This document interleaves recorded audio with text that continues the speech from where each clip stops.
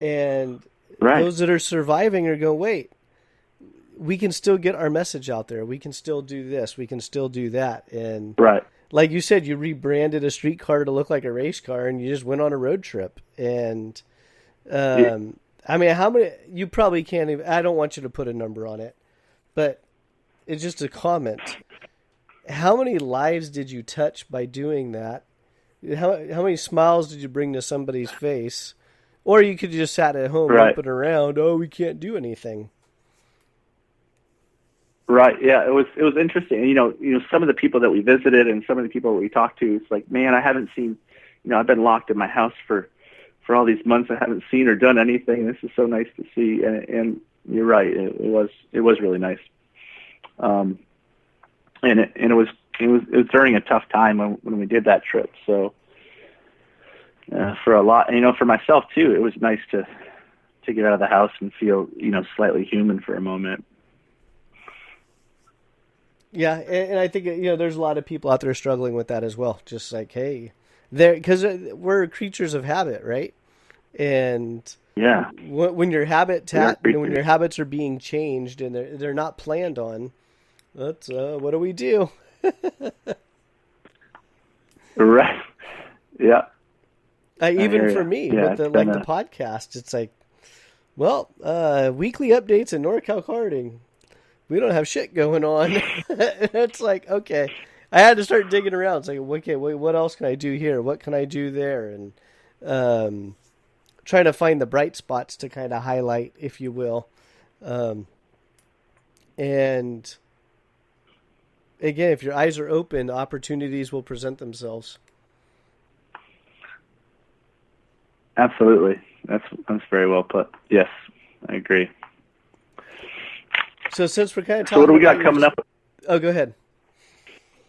I was going to say, so we have the Rok Sonoma series coming up here. What other racing series are in the area? What else is coming up here?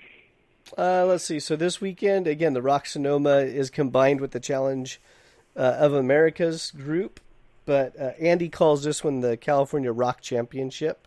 Is It's tailored more towards the local regional guy, so he's trying to bring races to more of a local presence, not as intense as his Challenge of the Americas that many people have come to know over the years. Well, I think he said 13 or 14 years or so they ran Challenge of the Yeah. Americas.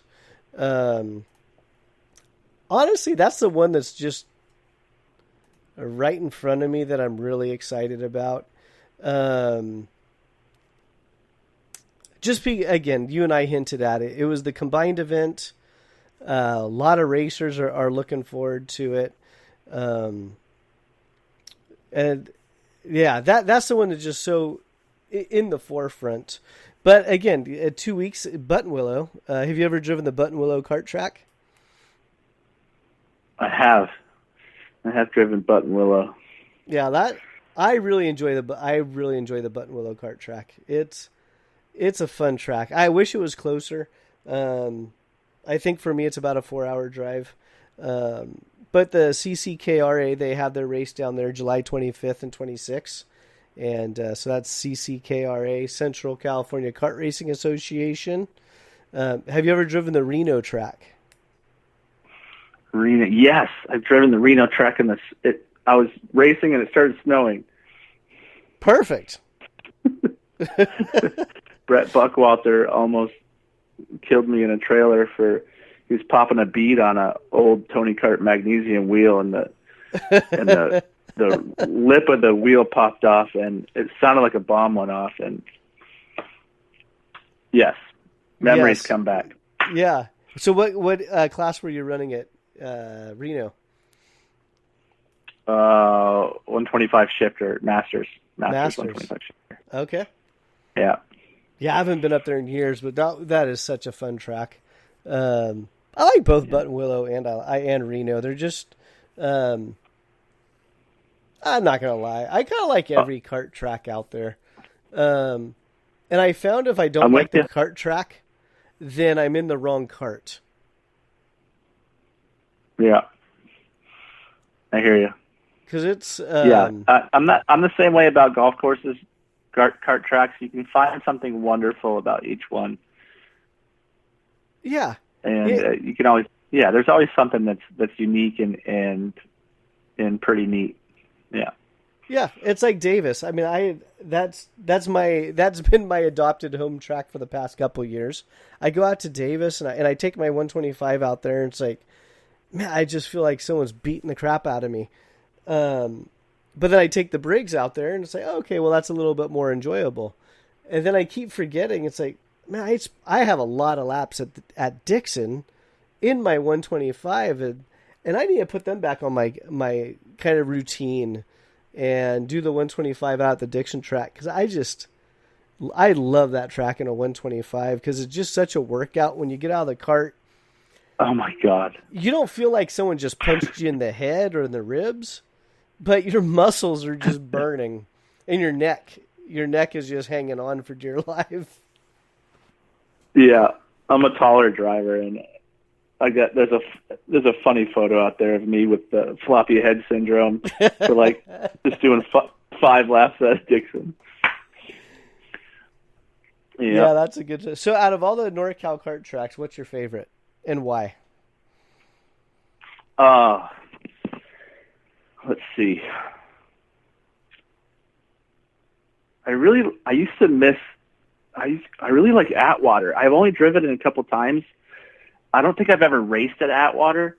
Yeah, I have raced at Atwater, but I don't know it that well. But in my mind right now, that's a mystical place, and just that turn 1, that bowl, is really neat. Sonoma to me is the cleanest, smoothest, true kart track that I've ever driven. It's beautiful, and I kind of judge all others off of it. But there's nothing crazy about it, you know. But every other track that I've driven has some crazy features or jumps or bumps or, you know, bowls. But yeah. So Atwater and Sonoma. I missed Atwater and Sonoma, yeah. Yeah, Dixon I love. It's phenomenal, but man, it kicks the crap out of me. I'm not always in the best shape, and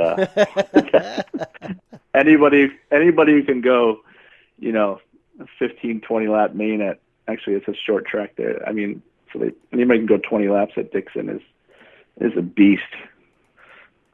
That's what a lot of people say. A lot of the Norcal teams use it as their kind of home testing track. Yeah. Yeah, it's a wonderful track. Yeah, absolutely. Yeah, we've been spoiled though with Sonoma in our backyard. Yeah, I would agree with that. It's definitely one of those tracks that others in the area it's hard to compete with, especially in the shifter stuff. But I'll be honest, I have no interest in running Sonoma in a Briggs cart. Right. The idea of being, you know, doing 49 miles an hour in the middle of the straightaway and that's it. It just doesn't do it for me. But I would love to go to Davis or Dixon in the Briggs, Reno, Stockton. Dixon and the Briggs. Yeah. Yeah. But in the 125 is like absolutely Sonoma in a 125. I mean, it just craves that kind of a current package. Yeah. Believe it or not, that's the only class I've ever raced is stock Honda 125. Really? Yeah. So you jumped into 125 and you won't believe the first kart I bought. I knew nothing about karting. Jonathan Bomarito he lived a couple blocks down. So that would have been an MBA or a Track Magic. It was his Super Nationals winning Super Mod Moto Track magic. He just won, and he's like, "Oh, you want a cart? I got one for you." And he sold. So I had this 45 horsepower monster. Was my first go-kart ever. I knew nothing about it, and he's like, "You might want to get in a tag." I'm like, "No, I want to shift. I want horsepower." He's like, "All right," and ended up, in way over my head. It was a stupid move. Now I realize that I should have spent a couple of years in a tag kart, but had a blast and never looked back. Yeah, now that's a name I haven't heard in a while. I wonder what he's up to.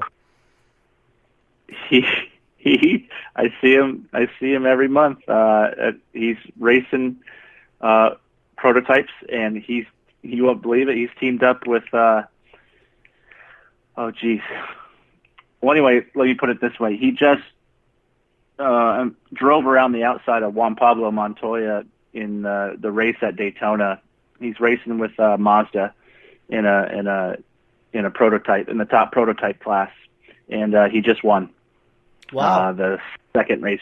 They just won at Daytona for the second race of the year. They just started back up, and he's been a Mazda guy for years, and the program is really going well, and he's one of their top drivers, and he's one of the top drivers in the paddock in the top prototype class. I remember him in karting, and he kind of came in. It didn't seem like he was in karting for very long, and I don't want to call him a flash in the pan. And then he was just in sports cars. Boom. It's like, wow, what kind of career path was that? He went.